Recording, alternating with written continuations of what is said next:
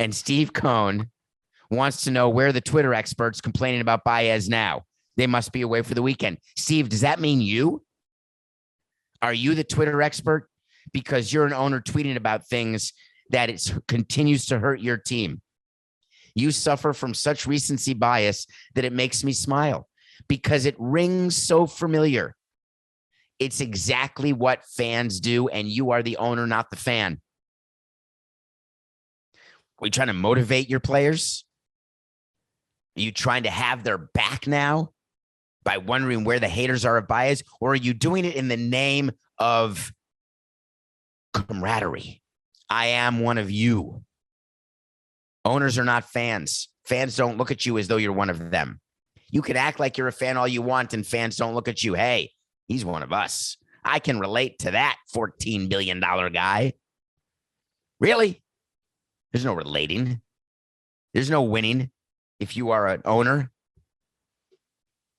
Now, you're going to tell me there's popular owners. People love Mickey Arison or people love Jerry Jones in Texas. It doesn't mean they relate to him. It means they respect them and love them, if they do, for the way they run their team or for the winning they do, the championships they bring. Steve Cohen hasn't won a championship in Flushing for the Mets. He hasn't made the playoffs. It's his first year.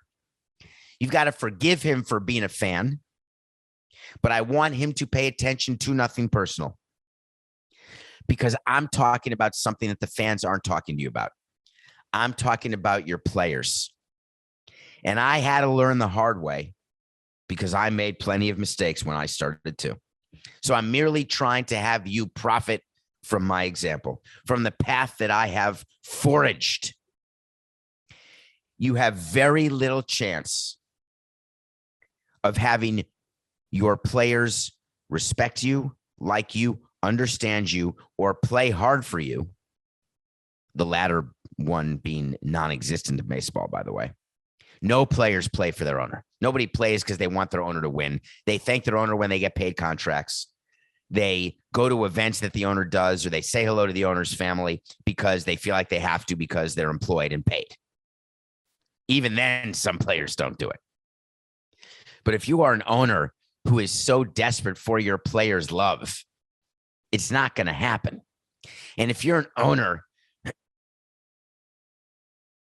if you are an owner who thinks that the best way into your fans' pockets, the best way to build a relationship between your fans and you and your fans and your team is to look like them, dress like them, sound like them, act like them, that's the same as parents in my mind who want to be best friends with their kids. Kids have best friends. They can find best friends. Parents aren't best friends. Parents have to be parents. Parents have a role to play when they're parenting. And that role is to put their child in the best position possible to succeed, whatever it is that child's definition of success is, whether that's money related, whether that is art related, whatever the case is, you want to put your child in the best position. An owner's job is to put his players in the best position, put his fans in the best position to get out of the relationship what they want. Fans want the emotionality that comes with sports. That's why there's booing. Fans want to boo so they can feel good when they cheer. Players want to get paid. There's no Kevin Costner for the love of the game. It's not players who are there because all they want to do is play baseball. They are there, and this is not me being cynical in any way. They're there because that's what they're good at, and they realize that what they're good at can make them money. Even if it's for 1 year, 2 years, 3 years, 10 years, whatever your career is, you are making more money than you would in another situation. So as an owner, you've got to recognize that. And when you encounter a tweet like what Steve Cohen gave, I know exactly what the players were doing. They were rolling their eyes to the extent they even saw it, and some of the players did, some of the players didn't, but word spreads around the clubhouse like wildfire. And they say to themselves, this guy has no credibility. Now that I went 3 for 3, he loves me. When I couldn't get a hit and our team was losing 5 in a row, he's making fun of me.